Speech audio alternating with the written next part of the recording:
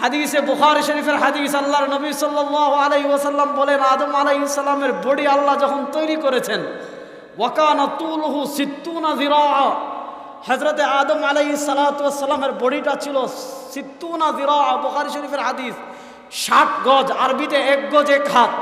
হযরতে আদম আলাইহিস সালাতু ওয়াস সালামের বডিটা 60 হাত লম্বা ছিল। আর আসতে বলেন আল্লাহ রাব্বুল আলামিন শক্ত মাটি দ্বারা আদমের বডিটা জান্নাতে তৈরি করে রেখেছেন। এখনো আল্লাহ আদমের বডিতে প্রাণ দেননি। আল্লাহ রাব্বুল আলামিন মাটির তৈরি বডিটা জান্নাতে ফেলে রেখে ফেরেশতাদেরকে বলেন, হে আমার ফেরেশতারা, জানো এই বডিটা কেন তৈরি করেছি জানো? ইন্নী জাইলুন ফিল আরদি খলিফা। আরে আমি আদমকে তো এমনি তৈরি করছি না, আমি আদমকে পৃথিবীতে আমার খলিফা, প্রতিনিধি বানিয়ে পাঠাবো। ফেরেশতারা কি বলছেন? আতাজালু ফিহা মান ইউফসিদু ফিহা ওয়া ইয়াসফিকুদ দিমা। আল্লাহ, আপনি প্রতিনিধি বানানো আর কাউরে পাচ্ছেন না, আপনি এমন লোকদেরকে প্রতিনিধি বানাচ্ছেন। আতাজালু ফিহা মান ইউফসিদু ফিহা ওয়া ইয়াসফিকুদ দিমা। আল্লাহ, এই মানুষ যদি পৃথিবীতে যায় খালি কি করবে? খালি ফাসাদ করবে, খালি ফাসাদ। আর ওয়া ইয়াসফিকুদ দিমা, খালি রক্ত প্রবাহিত করবে। আল্লাহ, এদেরকে পাঠানোর দরকার নাই। ওয়ানাহনু নুসাব্বিহু বিহামদিকা ওয়া নুকদ্দিসু লাক। আল্লাহ, আপনার যদি তাসবির প্রয়োজন হয়, আল্লাহ আপনার যদি ইবাদতের প্রয়োজন হয়, আপনার ইবাদতের জন্য তো মানুষকে পাঠানোর দরকার নাই। আপনার ইবাদতের জন্য আমাদের ফেরেশতারাই যথেষ্ট। ফেরেশতারা যেই পরিমাণ আল্লাহ আল্লাহ করেন, পৃথিবীর সব মানুষ মিলিয়েও তেমন ইবাদত আল্লাহর করতে পারবে? বলেন না, পারবে? আল্লাহ কি বলেন? ইন্নী আ'লামু মা লা তা'লামুন, ইন্নী আ'লামু মা লা তা'লামুন। হে ফেরেশতারা, তোমরা বলার দরকার নাই, আমি যা জানি তোমরা তা জানো। বলেন না, তোমরা তা জানো? আল্লাহ যা জানেন পৃথিবীর কেউ তা জানে? বলেন না, আল্লাহ যা জানেন পৃথিবীর কেউ তা জানে? ওয়া ইনদাহু মাফাতিহুল গায়বি লা ইয়ালামুহা ইল্লাল্লাহ। পৃথিবীর সব কিছু একমাত্র জানেন কে? আর আসতে বলেন, পৃথিবীর সব কিছু একমাত্র জানেন কে? কুল লা আমলিকু লিনাফসি নাফআন ওয়ালা দাররান ইল্লা মা শা আল্লাহ লাউ কুনতু আ'লামুল গায়ব। এজন্য পৃথিবীর যা হবে, পৃথিবীতে কোথায় কি হবে, পৃথিবীর বাহিরে কোথায় কি হবে, সব একমাত্র জানেন কে? বলেন না, সব একমাত্র জানেন কে? আল্লাহ। বলাবো, খুব মনোযোগ দিয়ে কথা বুঝবেন। আল্লাহ রাব্বুল আলামিন যখন আদমের স্ট্রাকচারটা তৈরি করেছেন, ফেরেশতারা বলেন যে এদেরকে পৃথিবীতে পাঠাইয়েন না, এরা খালি মারামারি করবে। তো আল্লাহ রাব্বুল আলামিন বলেছেন, আমি যা জানি তোমরা তা জানো না। এদেশে বুখারী শরীফের হাদিসে কুদসি, আমার নবী সাল্লাল্লাহু আলাইহি ওয়াসাল্লাম বলেন, ওই যে ফেরেশতারা প্রতিবাদ করেছিল, আল্লাহ রাব্বুল আলামিন ফেরেশতাদেরকে বলেন, হে আমার ফেরেশতারা শুনো, কুসিমাতিস সালাতু বাইনি ওয়া বাইনা আবদি নিসফাইন, ফাইদা ক্বালা আল আবদু আলহামদুলিল্লাহি রাব্বিল আলামিন فقال الله تبارك وتعالى حمدني عبدي أو قال مجدني عبدي। আল্লাহ বলেন, হে আমার বান্দারা শুনো, আমি যে তোমাদেরকে পৃথিবীতে আমার প্রতিনিধি বানিয়ে পাঠিয়েছি, শোনো, পৃথিবীতে যাওয়ার পর তুমি যখন আল্লাহু আকবার বলে নামাজে দাঁড়িয়ে যাও, আল্লাহু আকবার বলে যখন তুমি নামাজে দাঁড়িয়ে যাও, আল্লাহ রাব্বুল আলামিন বলেন, হে আমার বান্দা, তুমি আল্লাহু আকবার বলে নামাজে দাঁড়াওনি, নামাজে দাঁড়ানোর সাথে সাথে আল্লাহ রাব্বুল আলামিনের সাথে তোমার কথোপকথন শুরু হয়ে গিয়েছে। আল্লাহ বলেন হাদিসে কুদসি, কুসিমাতিস সালাতু বাইনি ওয়া বাইনা আবদি নিসফাইন। এই যে আমরা নামাজ পড়ি, আল্লাহ বলেন নামাজ আমার আর আমার বান্দার ভিতর আমি দুই ভাগ করে ফেলেছি। ফাইদা ক্বালা আল আবদু আলহামদুলিল্লাহি রাব্বিল আলামিন, বান্দা যখন নামাজে আল্লাহু আকবার বলে দাঁড়িয়ে যায়, আল্লাহু আকবার বলে নামাজে দাঁড়িয়ে তিলাওয়াত শুরু করে বলে আলহামদুলিল্লাহি রাব্বিল আলামিন, সমস্ত প্রশংসা কার? আরো আসতে বলেন। নবী বলেন, লান তাকুমাস সাআ হাত্তা ইয়াকুলা আহাদুন ফিল আরদি আল্লাহ। বলেন না আল্লাহ।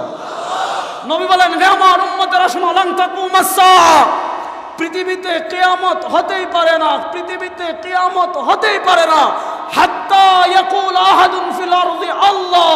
আল্লাহর এক বান্দা যতদিন পৃথিবীতে আল্লাহ বলতে থাকবে, ততদিন পর্যন্ত পৃথিবীতে কিয়ামত হবে। কিয়ামত হবে। এজন্য সমস্ত প্রশংসা কার?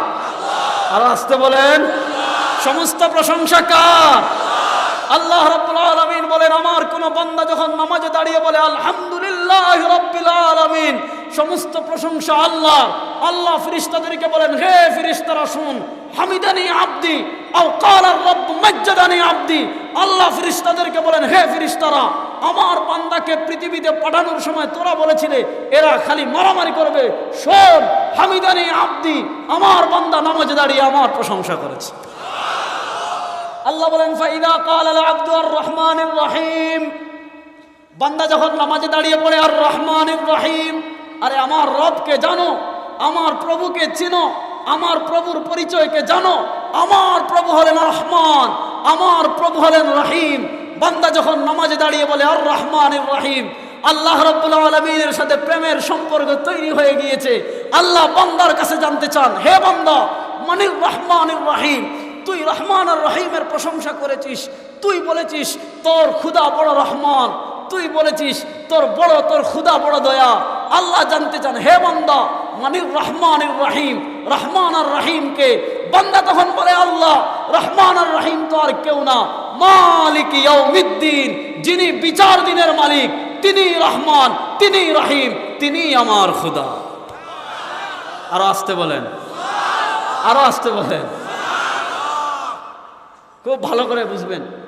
তো আল্লাহ রাব্বুল আলামিন আমাদেরকে পৃথিবীতে পাঠিয়েছেন এমনিতে এমনিতে না, তার প্রতিনিধি বানিয়ে।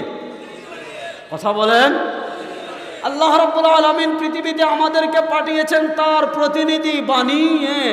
সুতরাং জমিনে যেহেতু আমরা আল্লাহর প্রতিনিধি, আপনি যদি আপনার ইউনিয়নের চেয়ারম্যানের প্রতিনিধি হন, চেয়ারম্যানের কাজ বাস্তবায়ন করেন। আপনি যদি এমপির প্রতিনিধি হন, এমপির কাজ বাস্তবায়ন করেন। আপনি যদি ইমামের প্রতিনিধি হন, ইমামের কাজ বাস্তবায়ন করেন। আপনি যদি পীরের প্রতিনিধি হন, পীরের কাজ বাস্তবায়ন করেন। মানুষকে পৃথিবীতে আল্লাহ পাঠিয়েছেন তার প্রতিনিধি বানিয়ে। এজন্য মানুষ পৃথিবীতে কার আইন প্রতিষ্ঠা করবে?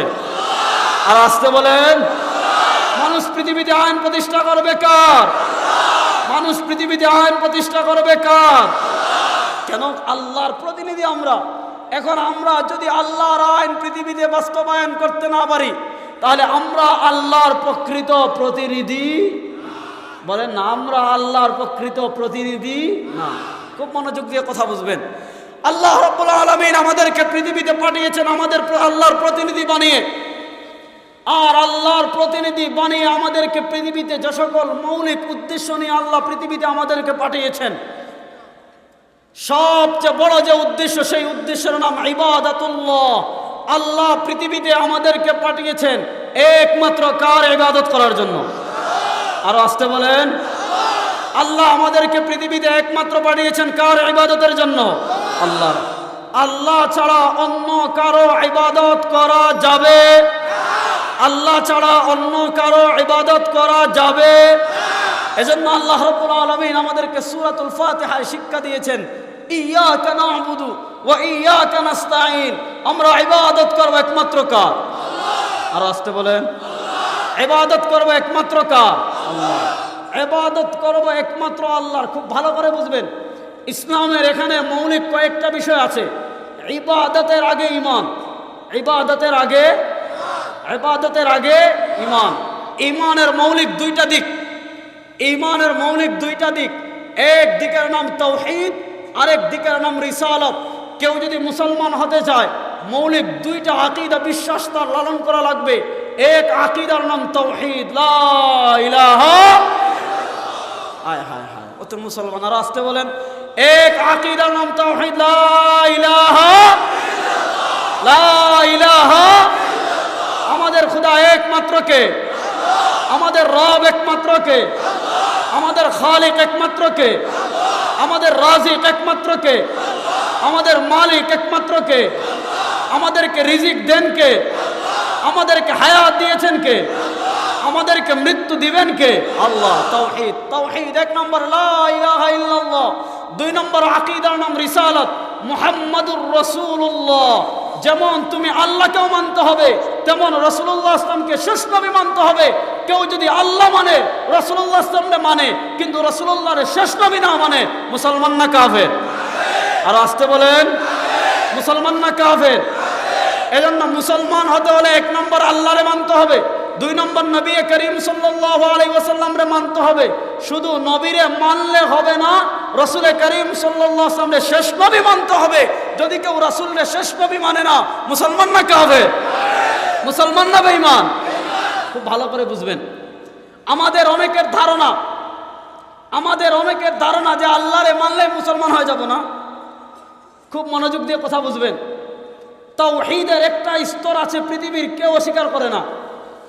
আল্লাহ কোরআনে কাফিরদেরকে বলেন, ওয়া ইযা মাসসাকুমুদ দুররু ফিল বাহর যাল্লা মান তাদউনা ইল্লা ইয়্যা।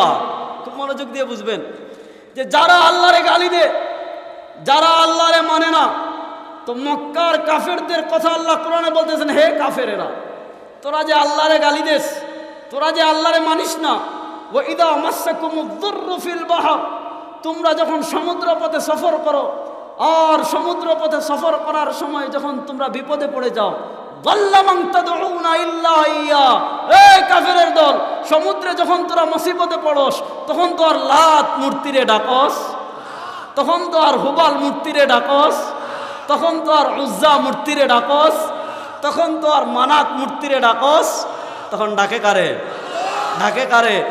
ওয়া ইযা গাশিয়াহুম মাওজুন কাদ্দুলালি দাউল্লাহ মুখলিসিনা লাহুদ্দিন। আল্লাহ কোরআনে বলেন, মক্কার কাফেরেরা যখন সমুদ্র পথে সফর শুরু করে, সমুদ্রের মাঝে যখন নৌকা যায়, জাহাজ যায়, হঠাৎ গাশিয়াহুম মাওজুন কাদ্দুলাল, এই একেবারে বিশাল বিশাল মেঘের টুকরার মতো বিশাল বিশাল ঢেউ যখন কাফেরদের জাহাজ ঘিরে নেয়, আর কাফেরদের জাহাজ যখন ঢেউয়ে একবার উপরে উঠে, আবার নিচে নামে, আবার উপরে উঠে, আবার নিচে নামে, কাফেররা যখন দেখে আর বাঁচানোর কেউ নাই, আল্লাহ বলেন, ওয়া ইযা গাশিয়াহুম মাওজুন কাদ্দুলালি দাউল্লাহ মুখলিসিনা লাহুদ্দিন। মক্কার কাফেররাও যখন দেখে বাঁচানোর আর কেউ নাই, মক্কার কাফেররাও তখন ডাকে কারে? বলেন না, ডাকে কারে? শুনেন, মজার ঘটনা বলি।